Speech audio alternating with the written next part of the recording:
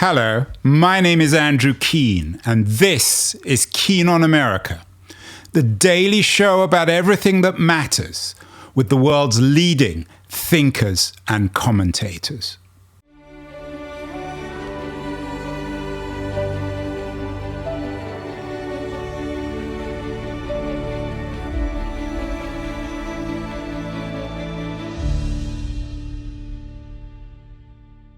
Hello, everybody. As 2025 draws to a close, the big story of the year, of course, is the United States.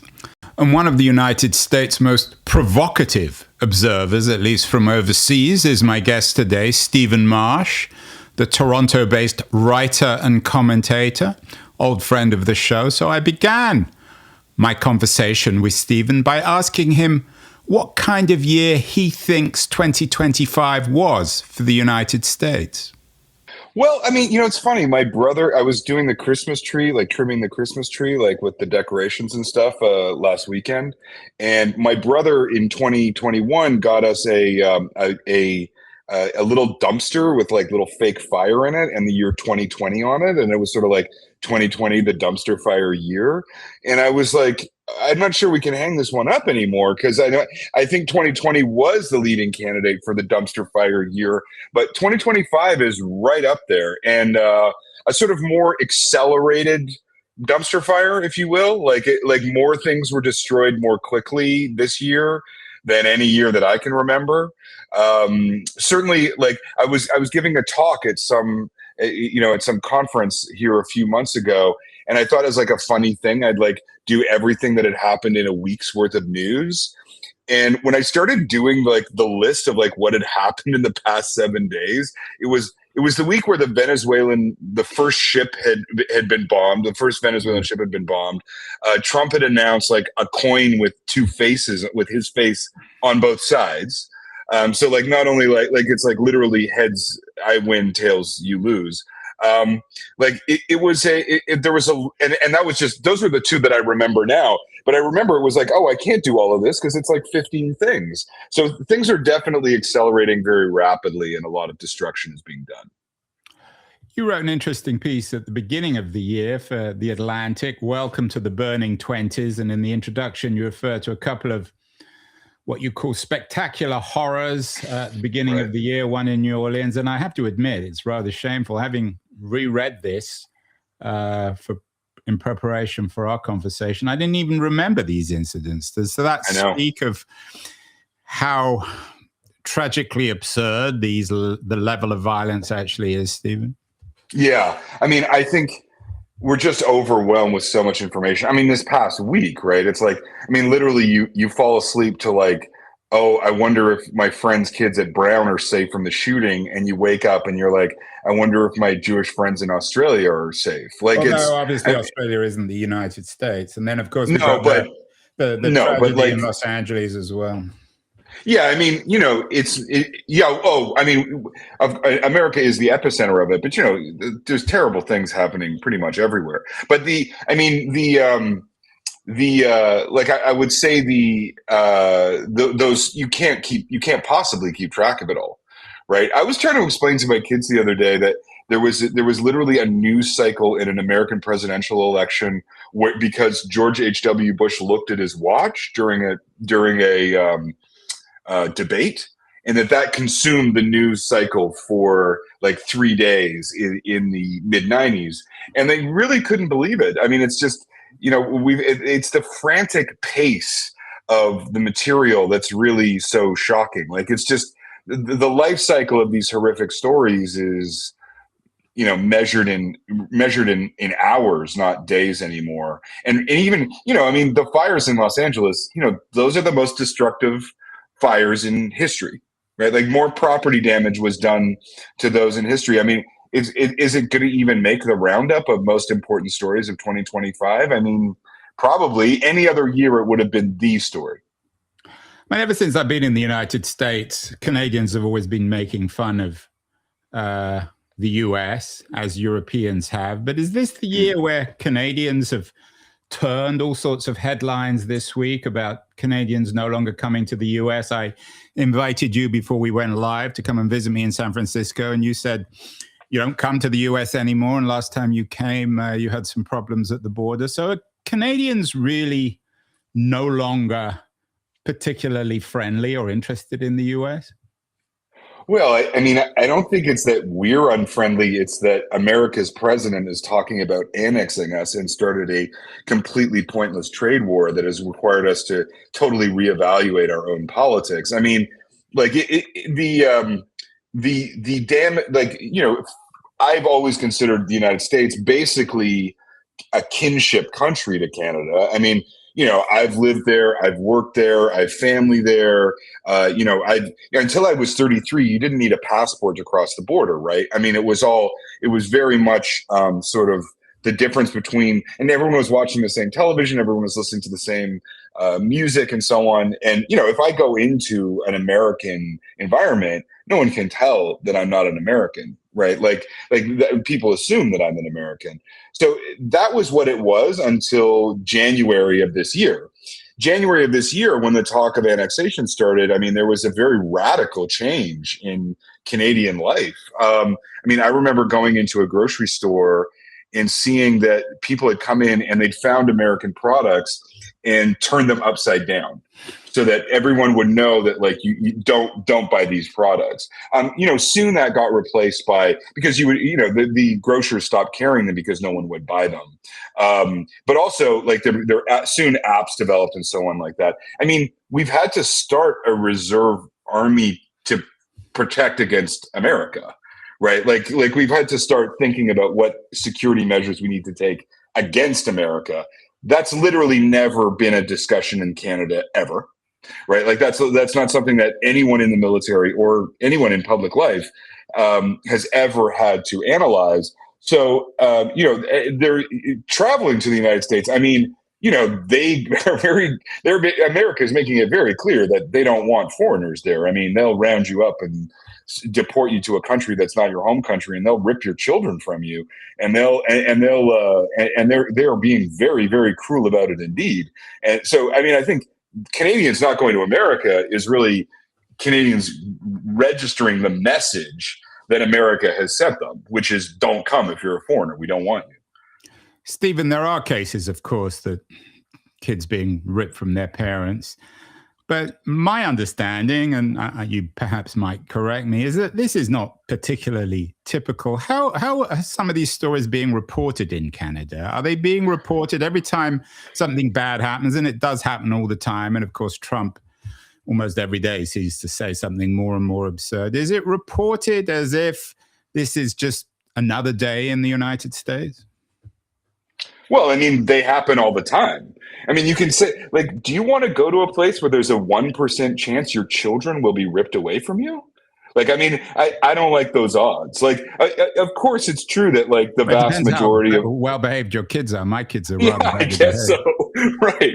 But no, I think there's many stories. Like, I would say certainly hundreds of stories of people being put in prison for really negligible, mistakes in paperwork, certainly like virtually accidental things, and also just because somebody was in a bad mood, and also just the atmosphere of violence that permeates the border right now is very toxic. I mean, it is a threatening place. I mean, if you're traveling for pleasure, why would you go to a place that threatens you?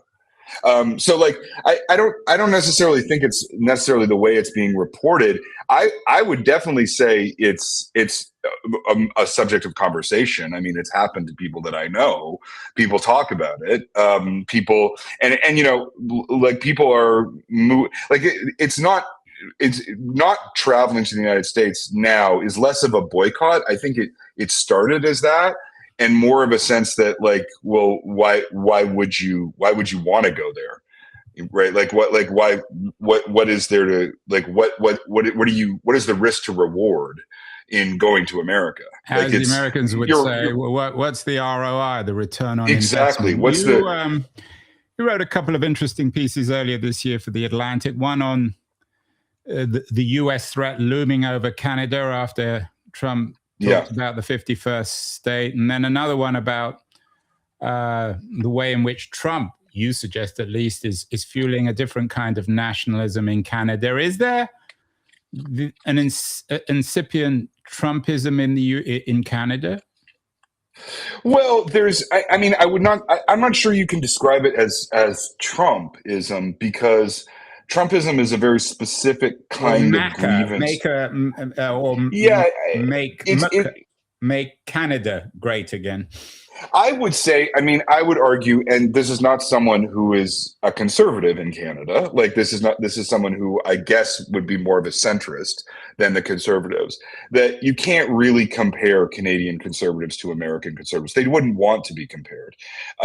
American conservatism is very particular in that, or the MAGA movement in general, is very particular in that it's anti-government patriotism. It really sees, and that's unique. That's something that distinguishes it, for example, from the AFD or Giorgia Meloni in Italy, or even Reform in the UK, where you have in America, you have a conscious understanding of freedom as resistance to the state of your nation. Right. That doesn't really exist in anywhere near the same form in Canada. There are, of course, fringes. There are, of course, little movements in Alberta and so on that are pretty much self-destructing pretty rapidly right now. They're eating themselves alive. But, there's no appetite here for the destruction of the government, like virtually nil, which is sort of how I identify the primary drive of the MAGA movement.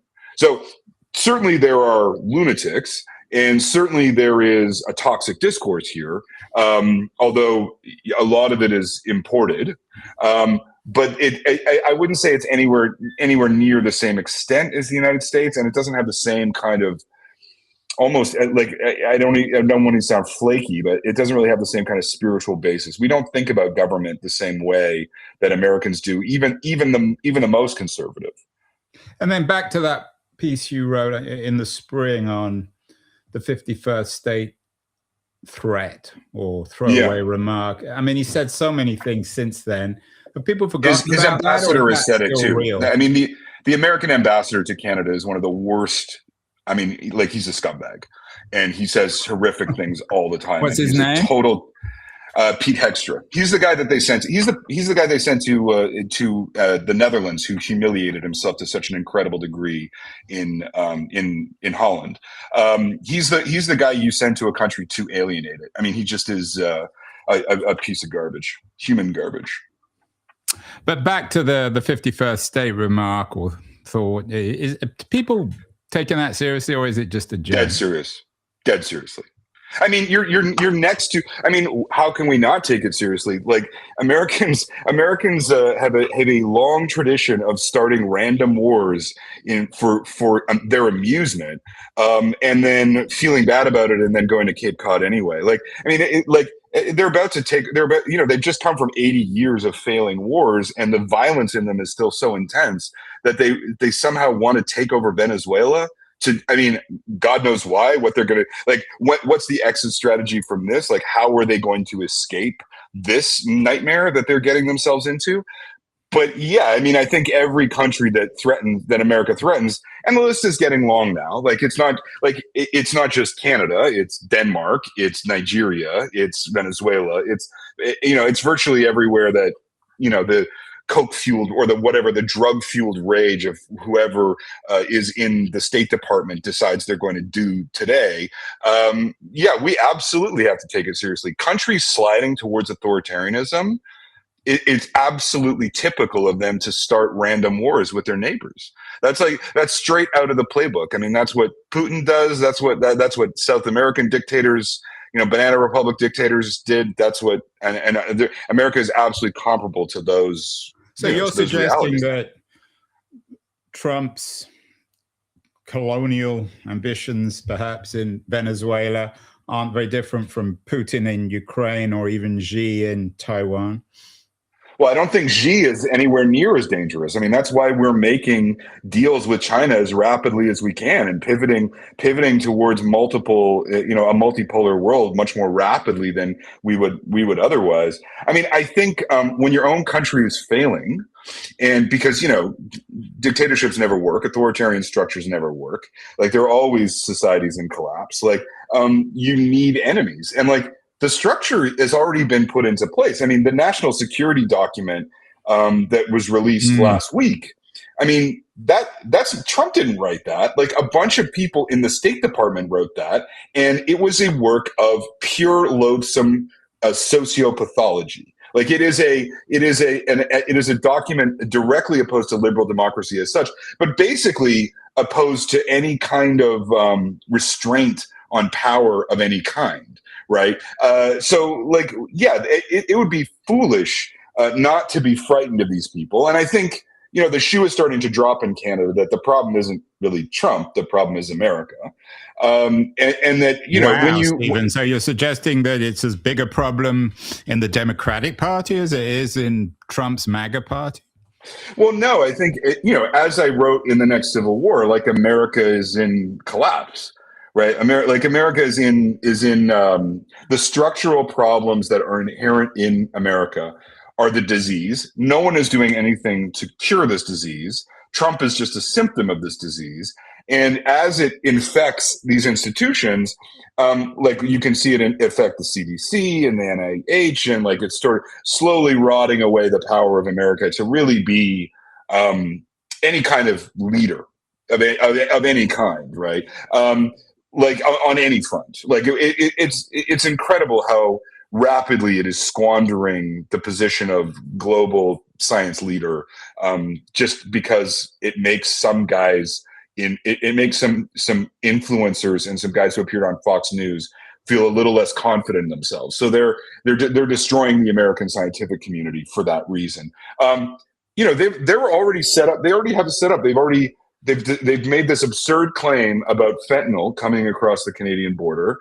The ambassador promotes this idea, right? Like this is like constantly discussed, even though it's laughable. And then now they've declared fentanyl a weapon of mass destruction. I mean, when you're dealing with loathsome idiocy of this caliber, I mean, it really doesn't have any. There's nothing to restrain it except its own self-destructive capacities, which are, of course, pretty intense. Like, I mean, it is headed for a fall for sure. That's the good wrote news. In your Atlantic piece in the summer, the burning is underway. What does a writer like you, a fairly prescient one who wrote The Next Civil War 3 years ago, Dispatches from the American Future, what's there to talk about for a writer like you when you catch up with the future? I remember there was an interesting piece years ago in the New York Review of Books reviewing one of Don DeLillo's books. I think it was after 9/11, in which it suggests that what happens when reality begins to reflect your own narrative, your own ambitious narrative. It's interesting because the book has essentially changed. It's a fascinating thing, actually, because like I wrote this book as a projection based on these models. Like the strength of the book is that I collated and synthesized these models from experts. And really, I mean, I guess my work was the synthesis and the collation, but really, what I was proud of is that I got these models in some kind of readable order that an ordinary human being could understand what the hell they were talking about. And I made them a little fun with these projections.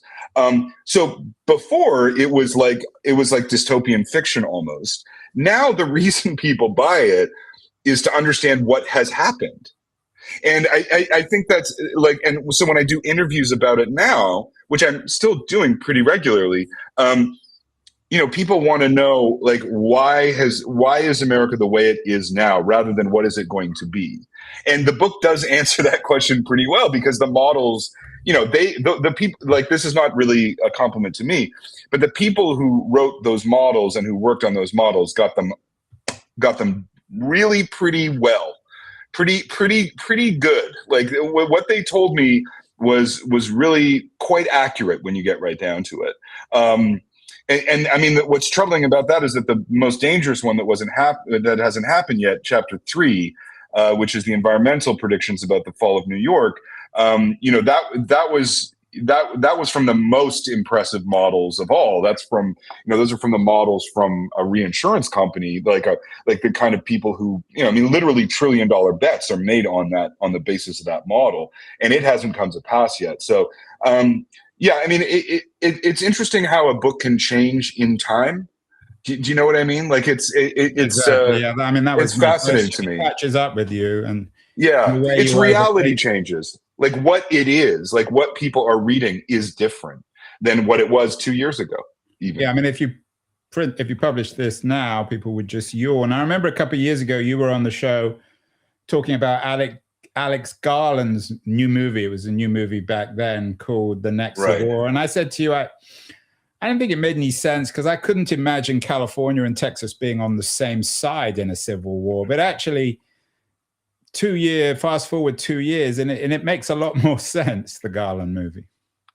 Well, I mean, I still think it has the same problems. I Well, you don't like the think film more than I did, from what I can remember.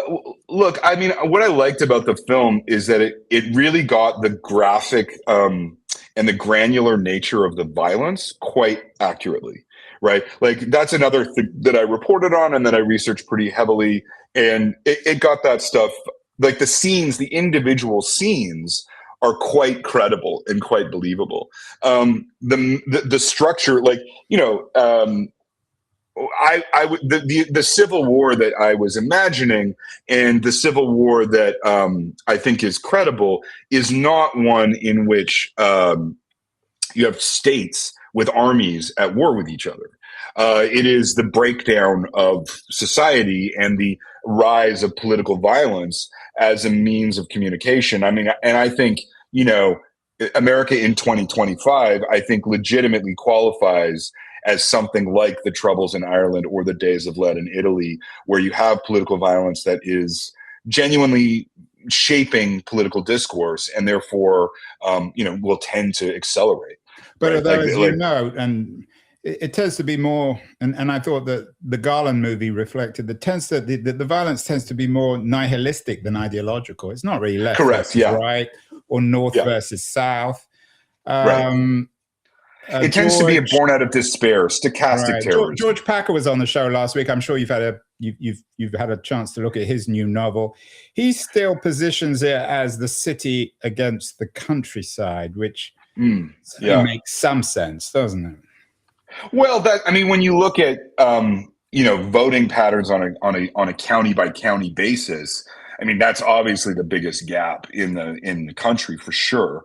I think there's a sort of inherent problem with that where you have because these things they're more intermeshed than you think. But what happens very quickly is that the divisions take on, like if you're looking for divisions in the United States, there's a million ways you can cut them up, right? Like there's black versus white, there's rich versus poor, there's city versus country, and there's generational one, of course, which I mean there's George like massive book as well. Yeah, there's a massive generational divide on like 85 questions. There's the thing about America is that it is the most diverse country in the world, right? Like it is a country that contains multitudes. It contains huge, vast contradictions that have powered it, right? That have been its greatest strength, and that have been and have been the source of its its greatness, really. And now, when it's fraying, when the unity is dividing, all of those contradictions and all of that difference, all of that sheer diversity starts to eat at it, and it starts to become, the source of the weakness. It's a horrific pattern, really. You've been giving a lot of thought to AI. You've written, like you always seem to be one step ahead of everyone else. Back in 2023, you came on the show to talk about AI and its impact on being a writer. Is AI a positive reminder of America's ability to shape the future. What do you make of what's happened in 2025 on the AI front? Well, I mean, unfortunately, AI is the opposite because, I mean, AI was invented by a Canadian. Well, I mean, he made the great leap forward, and then And you're talking for about the New York Jeffrey Hinton, right? Jeffrey Hinton, yeah, who Who lives was on the show 5 earlier blocks. this year as well. Though I'm not sure Jeff would Yeah. call himself a Canadian. He certainly doesn't sound Canadian. He's Canadian as maple syrup. When he made his fortune, do you know what he bought with it? He didn't buy. This is the most Canadian thing ever. Do you know what he bought when he made like a significant amount of money from AI? He bought himself a extremely beautiful handmade birch bark canoe. I mean, elite, beautiful. I mean, him. I think I know some of his family as well. I think they think of him as English, but that's another question. Well, I mean, he's a direct descendant of Hook, right? Like, I mean, I think that's one of the funniest things about Jeff is that it doesn't matter how brilliant he is, he's still not, even winning the Nobel Prize in physics, it doesn't matter. He's still not the most important scientist in his family, right? Because he's a direct descendant of the person who discovered the cell, right? It's kind of a hard tradition to live in, but and also the people who invented the transformer, which is the real leap forward. That's the leap that gives us the large language models and gives us the architecture by which you covered them in some detail because they were all Toronto based. No, well, a couple of them were Toronto based, but they were based out of Google. But I did an interview. I interviewed all of them for the New Yorker, and I did a big piece on that. And that was a total global conglomerate. You got Germans, you got Poles, you got Ukrainians, you got people from France, you got Canadians, in fact, the one group I think wasn't represented was Americans. Oh, maybe Ashish was. Like Ashish would be an American. So like it was a truly cosmopolitan group in a very tiny little corner of Google that built this thing. What America did was take this really magical technology that, I mean, I've always been obsessed with it, but and it entered into a greed and hype and fear cycle that really dominate. I mean, I don't really write about it anymore, or not much, because like it's just been so overwhelmed by these greed and fear narratives that where you have this obvious bubble. Like, I mean, I think we all like it's if it's not a bubble, then we're going to have to redefine what a bubble is. And also, you have all these companies who have to do AI, feel that they have to do AI. It has a 99% failure rate. People who are running into this with very little consideration of what this technology can actually do and what it can't do, very limited understanding of what it is and how it actually works. I mean, the number of people who are spending hundreds of millions of dollars on AI and do not understand what tokenization is just shocking to me, right? Like they've got their opinions from really more or less random op-eds on the subject, and they're trying to apply that to whatever businesses they have. And it's like a lot of this is like borderline scam stuff. I mean, like it's not when the correction comes, and don't get me wrong, AI is totally transformative and completely. There are many powerful uses for it, but the ones that we're using it for now are just not. So what you're saying is just as the web went from Tim Berners-Lee to Jeff Bezos, so AI has gone from Jeff Hinton to Sam Altman. Well, that's right. But, I don't know if Sam Altman will have the same success as Elon Musk, Bezos. Of course, who wasn't born in the US. More like Elon Musk, right? I mean, like, I think when we're seeing the American tech sector in this very strange state of immense power and sort of also immense, I don't know, it almost seems vulnerable. Like, it almost seems like, are you all okay? Like there's this deep rage emanating from it, like a white hot ball. It's a long way from declarations of the independence of cyberspace. It's a long way from the early optimism of Wired, right? And so that's what I see happening with AI. I mean, I'm still doing experiments with. I have a really cool art project involving AI that's coming out in Sweden next year that I'm super excited about. I love this material. I love using it for art. And of course, that makes me, like, among writers, that makes me essentially a pariah, right? Like they absolutely think it's some terrible mistake to even engage with this technology. I think it's perhaps what it's best at is in creative technology, which is not the typical position. We did a show a few days ago with Jason Pack from another excellent podcast, Disorder. He made your current Prime Minister, Mark Carney, Man of the Year. He seems to, at least according to Pack, Carney epitomizes, I'm using my own language, I'm not sure if Jason would agree with this, the old order. How has Carney performed this year? Are you a Carney fan? I don't know if I'm a fan, because it's actually very hard to tell what the correct decisions are to be made by him. I think I like to judge politicians by, if I had the same information, I had the same tools at my resources, is this the correct decision? But, first of all, his primary job is to deal with Trump. It's unclear. I think it will be very unclear for a long period of time whether the decisions he's made have been right. Now, has he stood up to him? I mean, the way yes, a lot of his media is that Carney is the owner, and this is Jason's point, that Carney is one of the few politicians around the world, especially in contrast to Starmer in the UK, who have actually successfully stood up as a quote unquote friend or ally to Trump in the US. As an ally to Trump, like as a friend? Not as an ally to Trump, but as an ally to the United States. Yeah. I mean, he would be run out of town. Like, the Canadian people are not in a conciliatory mood, right? Like he doesn't like, I mean, it's funny that you would say that, because, the way that many Canadians would look at it, I'm not sure I would, but, when Trump demanded the reduction of the digital services tax, Carney gave in on that. That was $2 billion of tax that was supposed to be raised that Carney gave in on.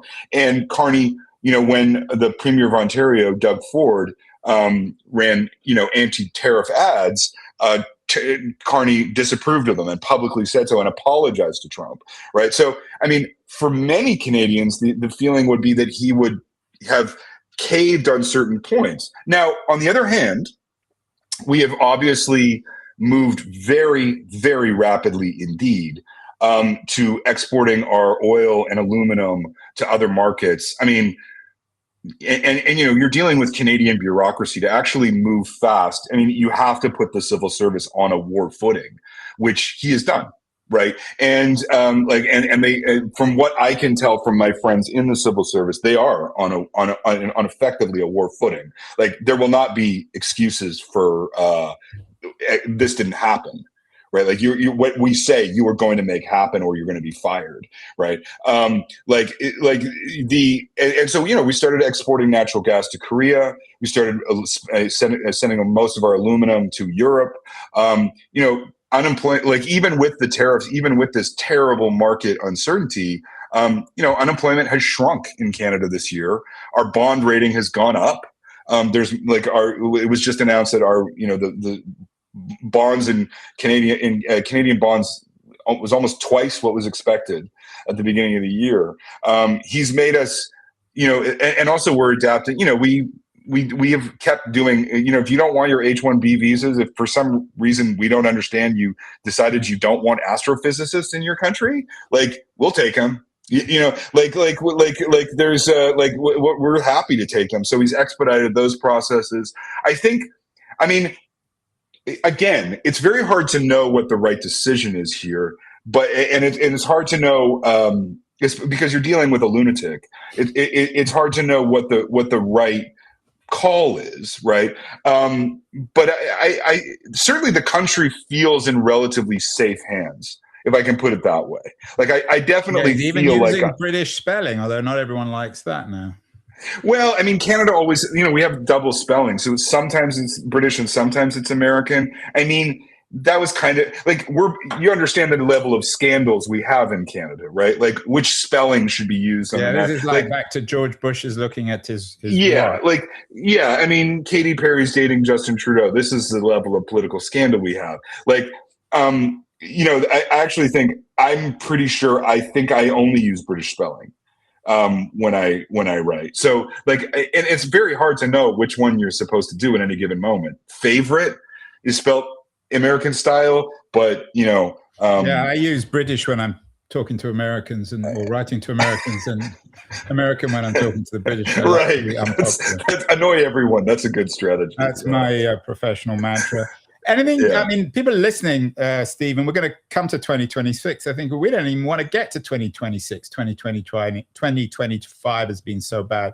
What about on the cultural front? You wrote an interesting piece for The Atlantic about what Trump's takeover of the Kennedy Center really means. Anything good to report on the cultural front? Your first book was on how Shakespeare changed everything. I'm not sure if you saw the movie. Oh yeah, can't wait to. I haven't seen it yet. Hamnet. I thought that was excellent. Have you seen any good movies this year? What came out this year? I'm trying to remember. Hamnet. Did you see Hamnet? I haven't seen Hamnet, but there was some stuff that came out earlier this year that I remember really liking. One Battle After Another, obviously. Yeah, that's really good. Some kind of, a masterpiece. But there was another one. Everything keeps happening so fast that I totally have lost track of time, which I think also is kind of what happened in 2020. Do you remember when you just stopped? It's like, when was that? That happened in February? When did it all happen? Was it this year, last year? I can barely keep track of it. Well, it's because you're so busy. You've started a YouTube show, Gloves Off. You actually had Margaret Atwood on. I think your first show. Margaret was on the show a couple of years ago.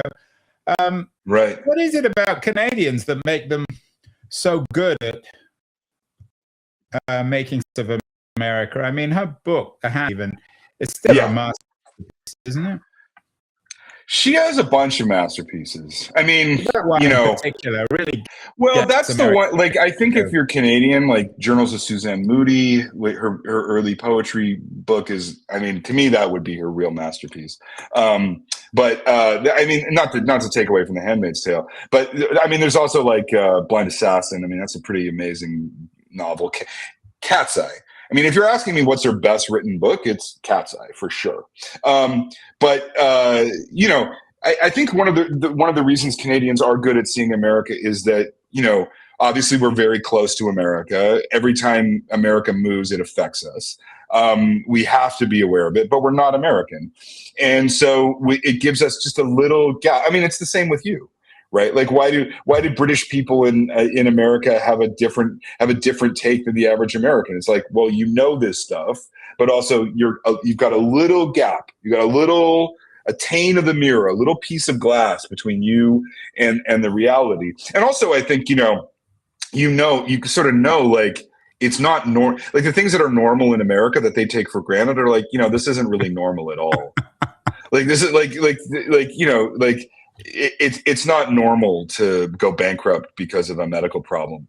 Every other country in the industrial world, that there's no reason for that. That's just you have a bad system, right? There's no reason for school shootings. It's not not something wrong with your heart.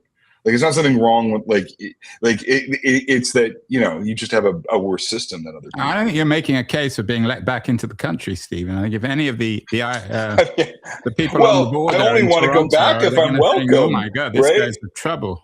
I only want to go back if I'm welcome. I mean, I don't want to go if they don't want me. I don't want to go where I'm not wanted. Well, I'm the reverse. I only want to go where I'm not wanted. You wrote a book called The Last Election with Andrew Yang, a former presidential candidate. Has America had its last election? Is 2026, do you think, going to be the moment when the American democratic system blows up? Trump will cancel the elections in November 2026? I don't know. I mean, I'm not sure. I'm not sure, because the other thing is there'll always be elections, right? There were elections in North Korea. There were elections in East Germany, right? Like as Stalin said, it's not the votes that matter; it's who counts them, right? And like the question is really, is America approaching a system?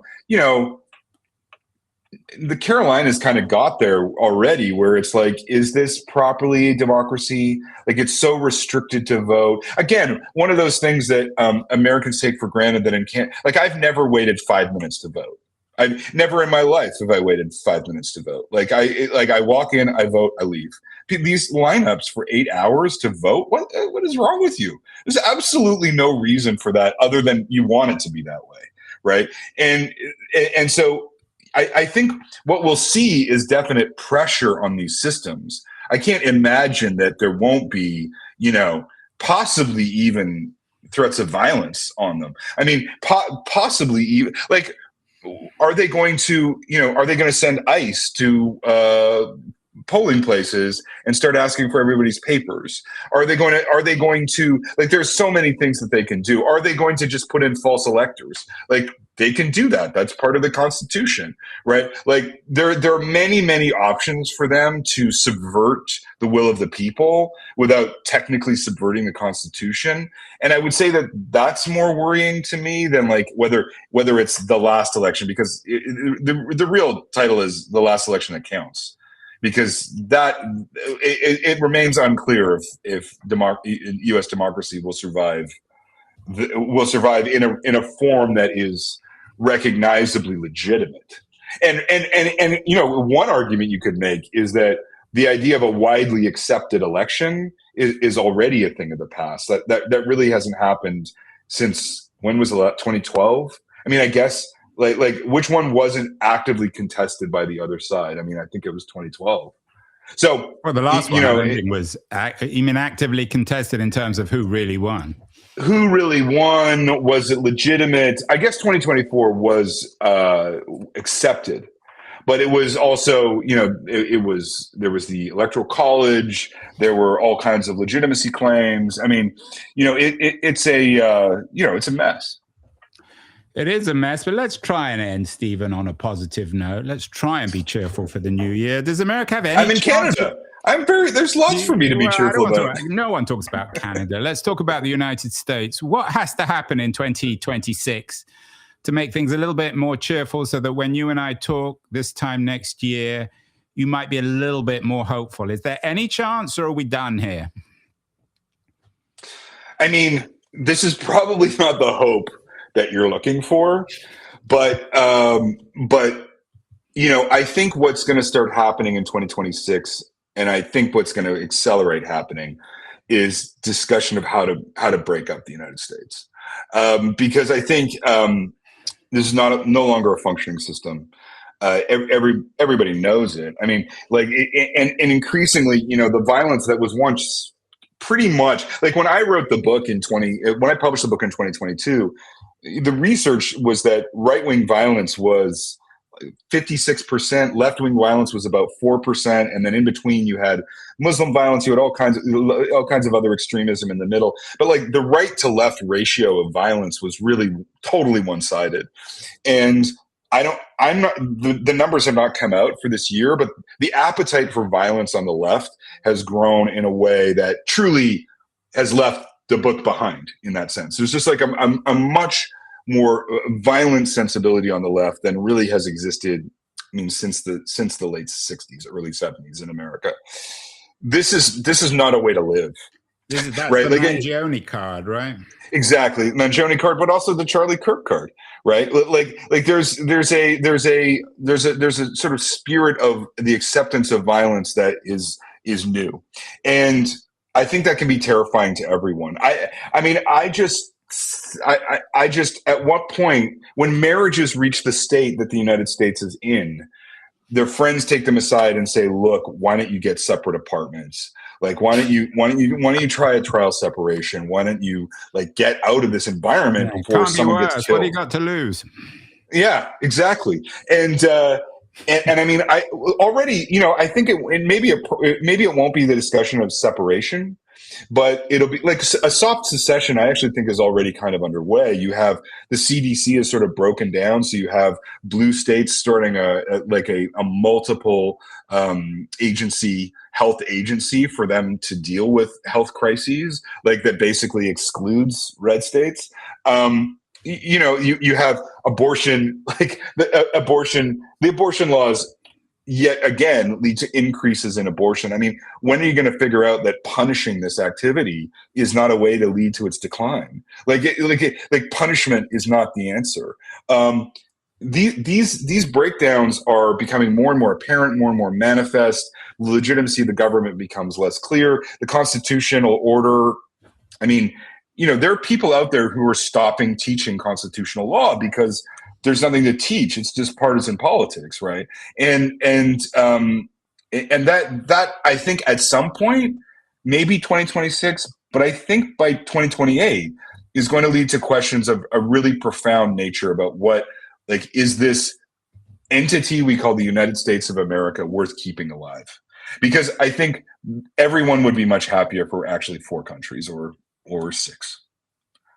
We shall see. But Stephen Marche, that's my cheerful note. That's my happy note. Happy New Year to you. What's it about Lincoln's widow, and how did you enjoy the play, Mrs. Lincoln? To enjoy the play. Well, we will definitely talk again until some internet person will decide that you're not even allowed on the internet anymore, Stephen. Yeah. You're so nasty about the US, but very interesting, very provocative. Stephen Marche, always provocative, always got something interesting to say, the author of The Next Civil War. Happy New Year, Stephen. Safe. Happy New Year to you too. And Merry Christmas. And we will talk in the new year. Thank you so much. Sounds good. Definitely get your take on 2026. Thank you. Perfect.